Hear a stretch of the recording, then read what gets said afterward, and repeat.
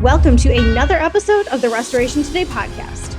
I want to take a quick moment to give a shout out to this episode's sponsor, a network spanning all of the US and Canada, the TOMI Service Network. Consisting of members from multiple verticals, the TOMI Service Network provides members access to SteraMist technology, which is a powerful disinfection technology designed to adapt to any job site. Members also received marketing materials, member discounts, networking opportunities, and more through a new desktop and mobile app. Learn more today by visiting TOMIMIST, that's TOMIMIST.com, or by calling 800-525-1698. Hello there. Thanks for checking out this episode of the Restoration Today podcast. Today, I am very excited to be joined by some of the RIA and industry's finest, although there's a lot of fine people in the industry. But anyway, we are just wrapping up the RIA convention in Reno, and a lot of exciting stuff happened. A lot of things are happening within the RIA. I think there's a lot of chatter about the RIA coming out of the convention, and there was so much energy and excitement and full rooms and great conversations that are really helping move the industry forward. So I am very excited to be joined by this group of people. So we have Kristy Cohen, who is the CEO of the RIA, and she is part of association headquarters who manages the RIA. We have Mark Springer, who is the immediate past president of the RIA. He's also from Dayspring Restoration and Fleet Response. We have Katie Smith, who is the new president from PHC of the RIA from PHC Restoration, and Ben Looper, who is the president-elect of the RIA, and he is from Southeast Restoration Group. So thank you all for joining me very much. I'm really excited to kind of recap what's going on in the industry. So Kristy, I'm going to start with you and kind of have you introduce yourself and share how long you've been in the industry and your role at AH.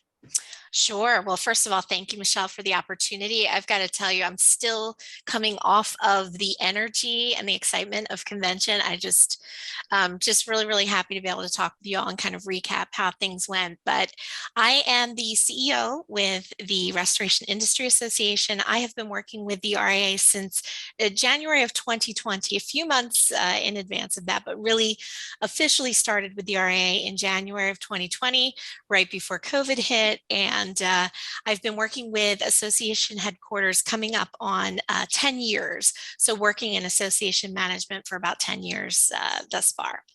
Okay. Ben, can you introduce yourself a little bit? Yes, thank you. Ben Looper, CEO of Southeast Restoration Group, based here out of Atlanta. And I have been in the industry about 27 years, going on my 27th year. And inside the RIA, I've been fortunate enough to serve the chairman of the TPA committee and now on the board of trustees as well as executive committee. Okay, Mark. Well, Michelle, thanks for having us. Echo Kristy's comments and congratulations on all your very rapid success at CNR. Thank you for all your support for RIA, and great seeing you and having you participating there down in Reno. I've been involved with RIA for a long time, and in fact, even going back to the ASCR days. Grew up in the industry. My dad started our company back in 1989, so I've been the very incredible beneficiary of a lot of people before and a lot of people present, and even into the future. And it was quite a opportunity for us last week to just, like Kristy said, still coming off of that high from the convention. So it was really a neat week and awesome to see the industry coming together. All right, and Katie, Madam President. That doesn't get old yet. No.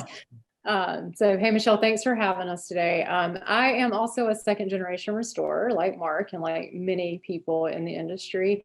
I started in the industry 17 years ago, right after my husband and I got married. And so that's how I always keep track of that. And I started volunteering with RIA maybe 10 years ago, and I started in the membership committee and worked with young restorers. And I think in my 7th year, I just started my 7th year on the board. Okay, so I'm curious, from the three restorers here, a lot of the comments I hear in the industry are, well, what's new with the RIA? What's changed? Like, why should I join now? Why is it different from before? And I do think that it has changed. So Ben, I'm going to toss it to you first. I'm curious how you have seen the RIA evolve in the years that you have been part of it. Well, thank you, Michelle. I'm not sure I'm the right person to answer this. Katie and Mark may be better suited to answer this, but the RIA in past years has been a bit of a good old boys club and did not have the membership that it's had or the voice from a contractor's perspective that it needed. And that has evolved really in the last 4 to 5 years, and certainly under the last 2 years under Mark's leadership. And we're grateful to see the numbers that we're seeing, with the growth of the membership, and that's a continued focus moving forward, that we need to get this information out to the contractors in our industry, and allow all the other parties that are involved in the process to understand that, we want to work with them, not against them, but we want to work with them to get some of these, concerns and issues addressed and fixed. So, things have certainly evolved. The RIA now has a voice coming alongside, partnering with IICRC, has been a great benefit that I think is going to continue to educate not only our current restorers, but our future generations of restorers as well. Great answer. I think you were perfectly equipped to answer that. Okay, Katie, what do you think? I mean, obviously the AGA, our advocacy efforts are the major thing that's changed, and anybody can see that. But I think the culture of our whole organization is changing, and that starts with our administration and with our board. Just the vibe is very different. There's not a lot of egos involved, and there's just really a servant mindset. We are here to serve the industry. We're not here to see what we can gain from it.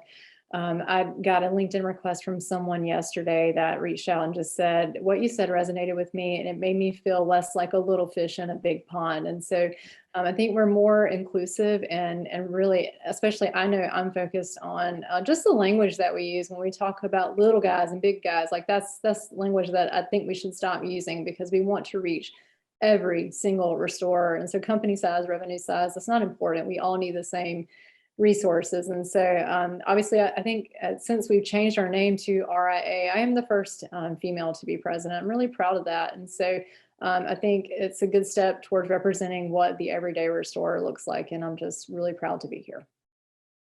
Awesome. Okay, Mark. Well, I think, there's a couple of things, and I'd turn a lot of this back to Kristy and their staff and just the remarkable job they've done.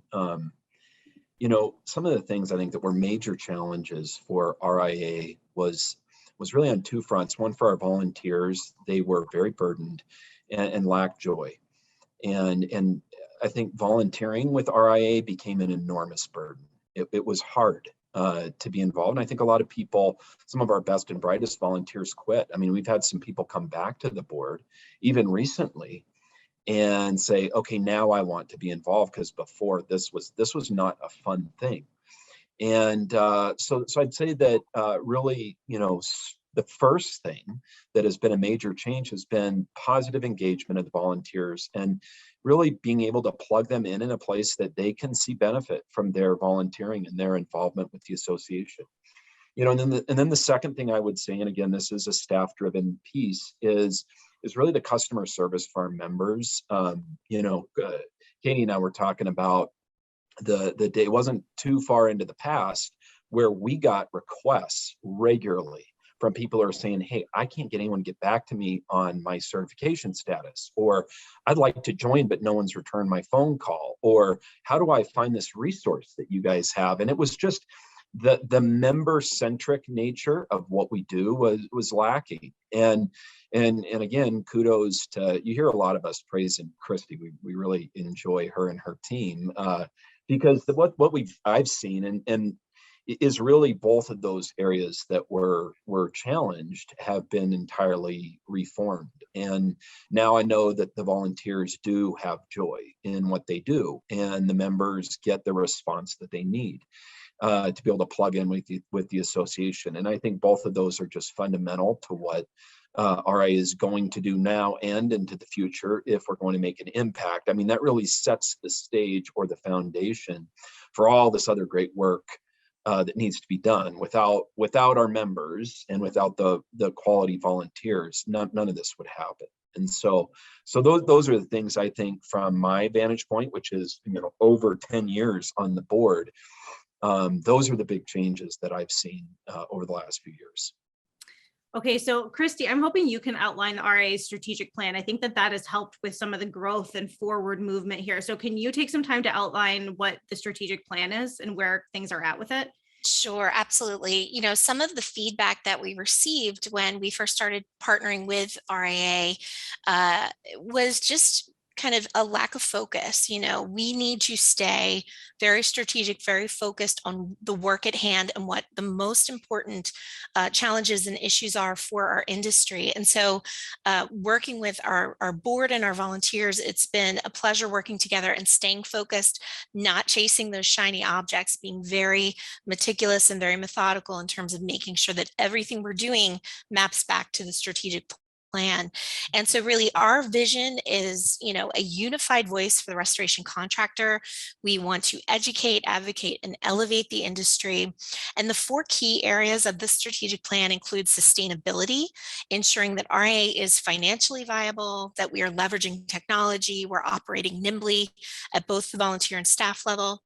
We are focused secondarily on advocacy, making sure that our RIA AGA priorities involve members, involve our industry stakeholders, as Ben spoke about earlier, partnering with folks and partnering with third parties who can help us move the needle on these issues, and making sure that we have the financial resources to support AGA and communicating progress. We have to keep showing return on investment for everyone who has, given us their trust in the work that we're doing. And then next we have membership growth and engagement. This is a huge pillar of our strategic plan, something that's going to be a big area of focus for this year, where we're going to be effectively communicating the value of RIA membership to all restoration contractors in order to grow and engage. And back to Katie's point, we want the industry to know that RIA is a place for everyone, for every restorer. And so that's going to be a big part of our work. Elevating the industry is the last pillar of our strategic plan. And this is really important as well. We really want to articulate a career path for the value of RIA's advanced designations. We want to be able to educate consumers on the importance of certification and preparing for certification and education program growth. So partnering with the IICRC on how can we create that pathway that is really going to articulate all of the incredible skills, knowledge, and abilities that you have to demonstrate in this industry. So those are our 4 key areas of the strategic plan. We've made a lot of headway. Just briefly, we have had work that we've completed in the sustainability, where we've developed a new website. We have developed new social media strategies. We've revamped our committee structure, getting back to volunteer joy and making sure that we are focused on the tasks that are going to move the needle. We have created a new finance committee focused on our financial stability. We've restructured our board of directors with advocacy. And we can talk, I'm sure, much more with Katie and others here. We've made great strides in developing really critical position statements on deviation from pricing, standardized pricing, new construction price lists. We're starting to see the fruits of that labor, how our members are using the position statements and having success with those. And so that's been very exciting.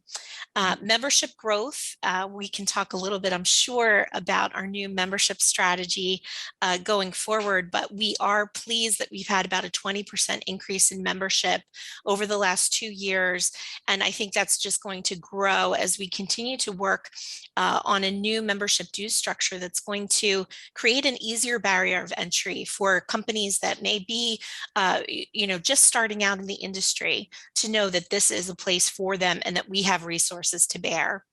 And then, of course, elevating the industry, we have developed our new environmental risk specialist certification. We'll be launching that this year with our beta coming up in May, and just having those conversations with IICRC on how we can create a solid career path for restorers. So a lot of great work and still a lot more to be done. Perfect. Okay. So I think kind of the most prevalent thing is the AGA, right? That's like a big push by the RIA. And Mark, you introduced that, 2 years ago now? Is it over 2 years ago? I lost track of time in the pandemic.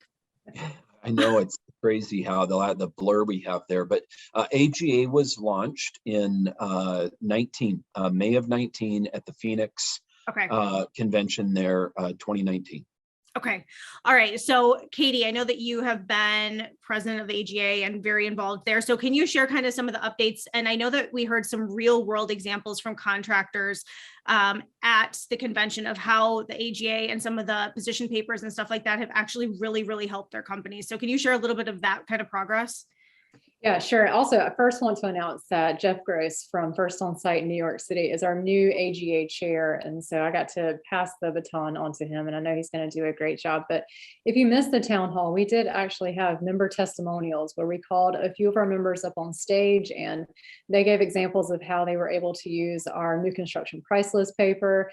The TPA scorecard was beneficial in someone's lawsuit and helped them win their case. And so we talked about the resources that we have and how they can be used, but we're also going to have an AGA Academy, which is going to really dive into what the statements are intended to be used for, and then give examples of how you can use them in your daily interactions with different parties.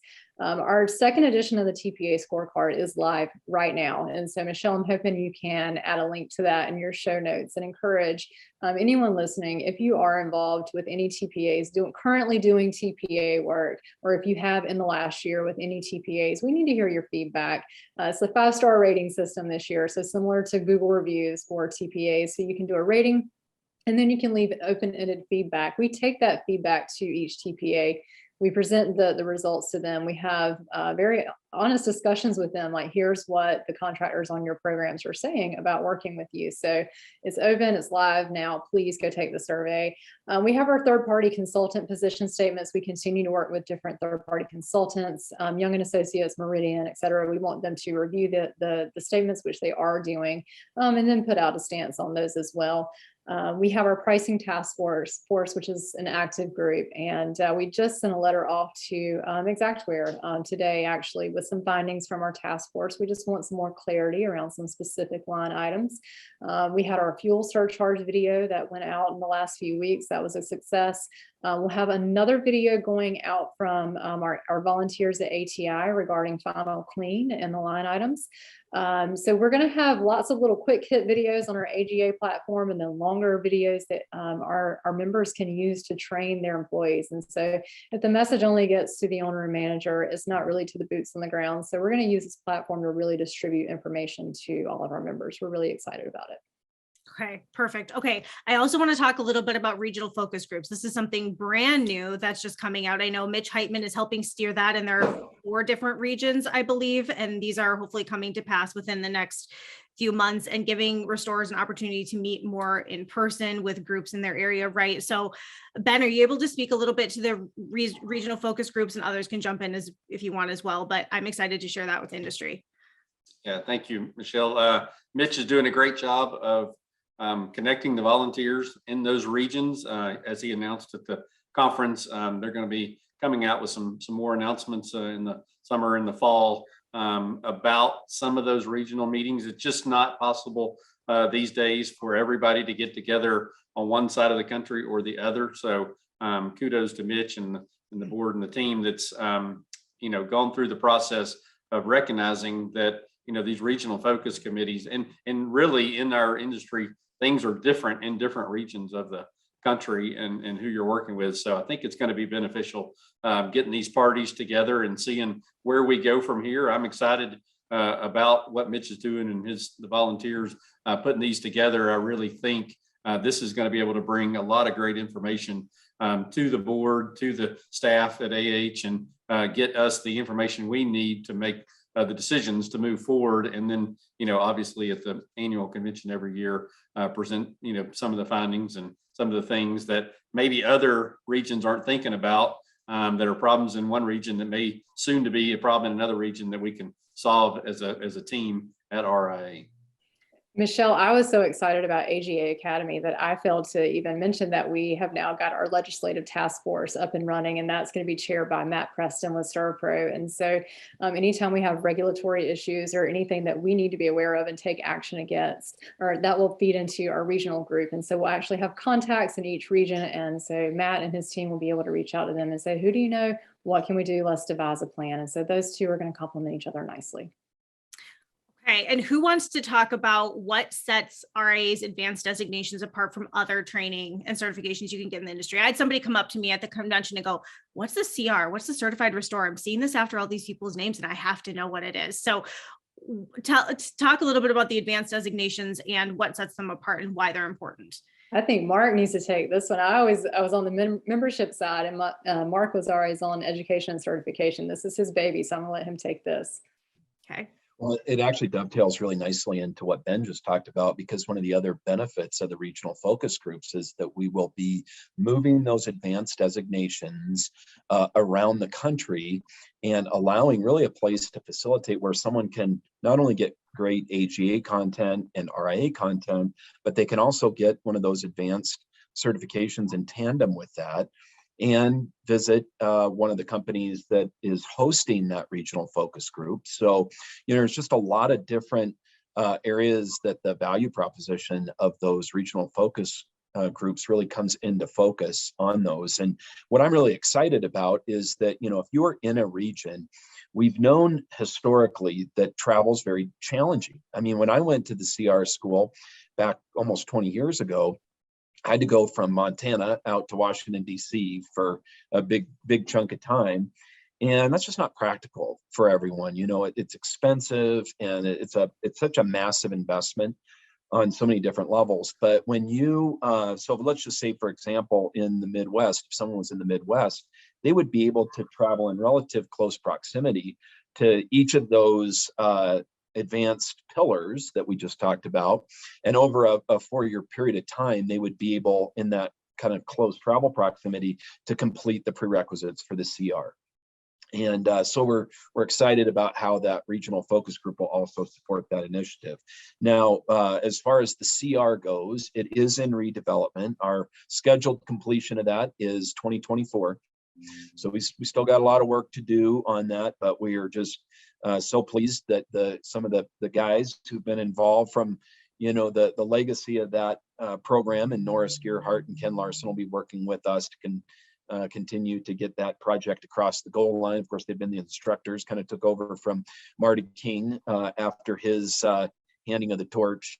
And, we're just excited about how that will fully round out a restorer who wants to be able to step into some of those areas where that next level of professionalism is required, whether it be in litigation support or providing expert reports and really gathering data and documentation into a way that a third party could interpret it. So those are just things that will happen to really further enhance and to what Kristy spoke about is to one of our strategic goals, elevate the industry. Okay, so bringing this all together, there's a new membership model. So hopefully everybody who's listening or watching has heard a lot of reasons to be part of the RIA now and a lot of the new things that have come about just in the last few years. So who wants to talk about the new membership model and a little bit of what that looks like? And hopefully at this point, I can also pop a slide up so people can kind of see the outline of that and what it looks like. I bet Kristy has a slide in front of her right now that she can. No, I would be happy to talk about it. The board and we have a membership development task force that has been really working hard over the last 12 months to evaluate the membership model and, how does it need to evolve to meet restorers where they are today. We have not made changes to our membership dues structure in, I don't know, Mark, if we ever really figured out the last time that we made updates to our membership model, but it was very important for us to focus on 3 aspects. We wanted to make sure that our new membership model supports what is necessary to fund the AGA. We have had so much generosity in this industry to kick off our advocacy work and everything that needs to be done, but we realize that's not sustainable. It's not sustainable to continue to go back to people asking them to make financial investments in AGA repeatedly. And so building a membership model that's really going to support the AGA financially was important. The second aspect was ensuring that it is easy and that it is, we're making it easier for folks to join the association, almost like a set it and forget it type of model where you don't have to remember, I've got to pay that invoice or, make that renewal payment from year to year, and really focusing more on like a subscription-based model to make it easier in what people expect these days with so many other things that they participate in. And then lastly, we wanted to make it affordable. We want the RIA to be a place where all restorers at every level of building their companies can be a member, can take advantage of the resources that we offer. And so really creating some new tiers of membership. It's based on, the size, the revenue size of your company, so that if you are just starting out, if you are, still building your business, there will be a lower dues amount that you would pay to become a member of the RIA. We also will be instituting a new first-time member dues structure, where if you've never been a member of the RIA, you can join us for $299 a year to get you in the door, to get you exposed to everything that we offer. Because again, we want this to be a large tent that attracts all restorers and that gets them all connected to the important work that we're doing. So we're very excited about this new model. We are working on building this out on the back end and all the structure it will take to implement this. And so we will be making some more announcements as we progress closer to the summertime, as we get ready to roll this out. All of our existing members will just kind of be rolled into the new model upon their renewal. And then of course, you're going to be seeing a lot more marketing and promotion of this first-time member dues model, because we, again, want to spread the word and get as many folks engaged with us as possible. Okay. All right. So I feel like each of you has shared a number of things that you're proud of, but I am hoping that each of you can pick one thing that you are really proud of from within the RIA from maybe the last 2 years. So Mark, is immediate past present. Let's start with you. What are you most proud of? I would say that you talked about that blur that we had from COVID, and certainly 2020 was a blur sort of year. And, the board that we have is so special. And it was such a joy in the midst of that, just difficult time that we had to navigate, to be able to do that with such incredible people on our board. And, we had to call all kinds of special board meetings. And I know Kristy and Katie and I had numerous, emergency calls when things didn't look awesome. And, it was, there was a few dark moments in there, but, with some special people, and, we give the glory and the honor to God for bringing us through what was hard times. But I think the association is much better having gone through that. It really, I think, in many ways crystallized, first of all, how important RIA is for the industry. And then just for our volunteers, how committed they are to the task at hand. And so I think from my perspective, those hard times set the stage for a very, very exciting future for the association, and the board just keeps getting stronger and stronger. And so those would be probably the first thing off. We already hit a bunch of stuff I think we're all proud of, but that might be another one that we didn't talk about. Katie? Well, I had a list of 3, but I'm going to just give you my top number 1 here. Okay, that's our enterprise membership program. And if you were in Reno, just the way that they did the signage and highlighted our sponsors and our enterprise members, that was just something that just really made me say, wow, like look at the names and the companies that are involved here. But our enterprise members are some of the most recognizable brands in the industry, and we are gaining a lot of momentum in this area. And so just really excited to see a lot of franchise companies and large independents really put all of their support behind the RIA, and they're doing so much to get all of their teammates involved as well. And so they're really helping us further the AGA by getting everyone on board with our resources. And so if we can just continue to see the names on that enterprise list grow, that will continue to make me proud. Perfect. Ben? Mark and Katie took my 1 and 2, so I'll tie them together. I think the volunteer ism and the opportunity for the membership growth, coinciding with what Katie just mentioned with the enterprise members, gives the RIA an opportunity to do things it's never done before, and to continue to build on the voice that is being built on now. So having the resources, this is not my words, this is somebody else, but in the past, and Mark kind of alluded to this earlier, it was almost a death sentence to be a volunteer or to sit on the board for the RIA. Like I said, those weren't my words, but it's probably what I was thinking at certain times. But that's not the case now. And I think the membership is strong along, bringing on these enterprise members that have team members in their organizations that have not only knowledge, expertise, but maybe have a little bit of a room to be able to help and educate, some of the other restorers that, Katie talked about earlier. We all started somewhere, and that was small, and, everybody does it different, but having everybody's expertise in the same room, continuing to build on that volunteer pool, continuing to enhance the different committees, the different, groups that are out there working for the advocacy, for the AGA and for the RIA, but then building upon the board that's already been there as a voice for the industry, I think is going to be critical moving forward.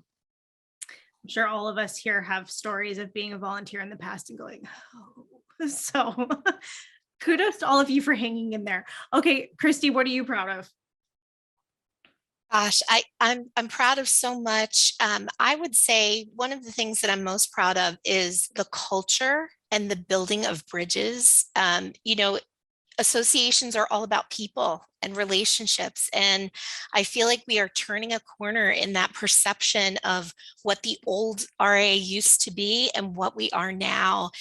Looking around at the convention and seeing so many new faces, so many folks who are newer to the industry, having folks who are willing to volunteer. We had so many people raise their hands at conventions, submit applications to get involved.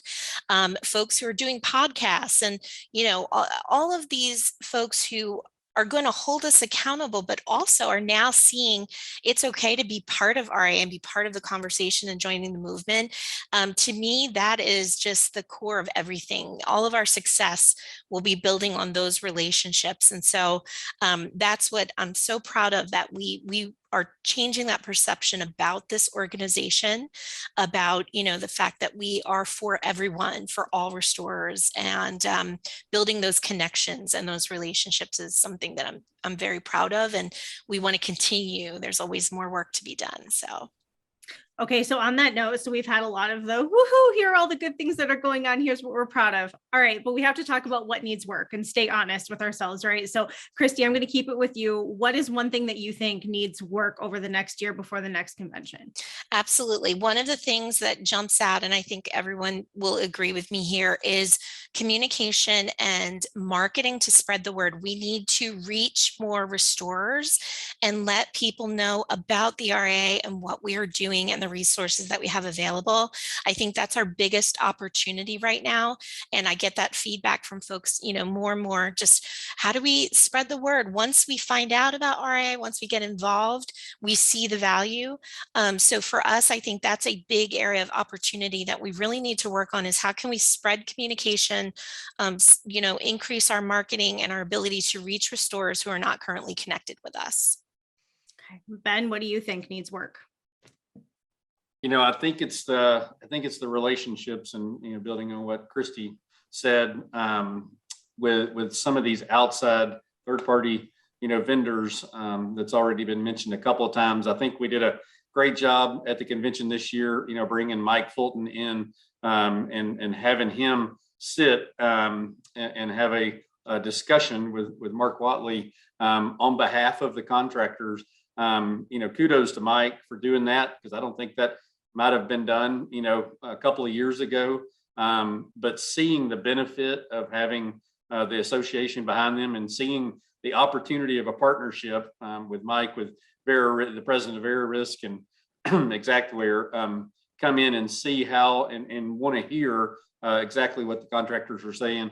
I've got an early call in the morning with one of the leaders of the largest TPAs, and my goal in that conversation is to reassure them that we're on the same side of the fence, that we're not wanting to come at them as somebody on the other side of the fence, but we want to partner with them as an association and see the benefits of working with the contractors and the other third-party groups to make the industry better and to make things smoother, ultimately to be able to serve the homeowners that are and the people, the property owners that are dealing with these losses better, and cut out a lot of the question marks or the minutia that's in place there. So continue to build on the relationships with all the parties involved in the industry. Okay, Katie. I'm going to go with membership growth and just reaching the everyday restorer who maybe in the past didn't even know RIA existed, or if they didn't feel like it was a place for them. The more we grow, the more advocacy we can do, and we can hire more staff and have more people dedicated to working for RIA. Just like the enterprise members, they really helped us get through COVID, and then that fueled more AGA growth. And so same concept, the more people we can bring into RIA membership, the more we can grow. I've had a lot of people come up to me and say, so excited for you, how can I help? And my number one answer is, whenever this due structure comes out, call every restorer in your market that's not an RIA member and tell them that now is the time to join. And also just understanding that when this new structure comes out, your dues might increase, mine will double. And I'm okay with that because as much as I give to AGA, I know that it comes out a little better because now that the membership dues are going to fuel the AGA, it's one price that I pay now. And so we don't have to be fundraising for AGA all the time now. And so I know a lot of people will be glad to hear that as well. So if you want to help get your restorers in your market signed up, tell them all about the AGA. We all need to be using the resources from AGA. Okay. Mark, you're in a fun spot here now that you've kind of moved out of president, your immediate past president, but you get to tell them what needs work, even though you're still on the board. But what do you think needs work? I tell you what, there's been so many great strides here that it is a difficult place to say much, but I'll just expand a little bit more on what Ben talked about with TPAs. We talked about how much really progress has been made with the pricing platforms. And, I've had some of the largest restoration companies in the world give me firsthand accounts of what a difference that has made. I mean, the fact that we are having this conversation now at this level is huge. And same thing with the third-party consultants. The work that Ed Cross did with the third-party consultants in building those position papers and so forth was remarkable. And that was really 2 out of the major 3 areas that AGA set out to impact the industry in. And the TPA scorecard is an incredible resource, and I think it's helpful to start the conversation, but we need to have a real conversation with TPAs. And, the TPAs, as Ben said, have a very important place in this ecosystem. And I continue to believe and assert that restoration contractors are not having enough of a conversation with TPAs before the TPA has their sales pitch and their approach that they give to the insurance carrier. And I think that what has happened there has been, in some cases, unintended consequences. And there again, what we've proven with third-party consultants and the pricing platforms is that we all have a place here, but contractors really are the ones at the end of the day that get the work done. We are the ones that actually have to go out and fix these properties and employ the people to fix the properties. And without the restoration contractor, these other players in the ecosystem, they don't even exist. And so why the contractor wouldn't have its voice being heard there and being represented in a way that can be sustainable and can be heard and be positioned in such a way that there's reciprocity in the requirements and how they move forward, I think it is really, really important. And I think if the contractors are strong and if they are sustainable and if they're able to really be able to police their own, so to speak, everyone, the pricing platforms, the TPAs and the TPCs and the carriers for that matter, all benefit. But if the contractors are weak, everyone is in a bad place. And so that'd be the area where I think we still got a lot of work to do. And I'm very confident that work is going to happen. And we got the right people in place to do that. But that'd be the area I'd probably focus. Okay. All right. Anything that we didn't touch on that you guys think that we should talk about before we wrap it up? I just have to make a plug. This year's attendance at convention was outstanding. We had over 800 attendees at the show, 95 exhibitors. But I would be remiss if I didn't ask everyone to please save the date for next year's show. It's going to be even bigger, even better. We're going to be in Orlando at the Rosen Shingle Creek, April 24th through the 26th, 2023. And we're just going to continue to build and improve on the experience that we had this year. And again, it's just a great way. We're going to be, showing and demonstrating the progress we're making throughout the year on these important issues. So I do hope, please spread the word. There'll be more information to come, but be sure to mark your calendars for that event. Perfect. All right. Well, thank you guys very much. Thank you all for all of your service to the industry, all that you all are doing. I know that you all dedicate many, many hours to the industry and to the RIA. So I really appreciate all of that and look forward to working more with you guys in the coming year. Thank you for all you do. For more Restoration Today, visit our website, cnrmagazine.com, or find us wherever you get your favorite podcasts.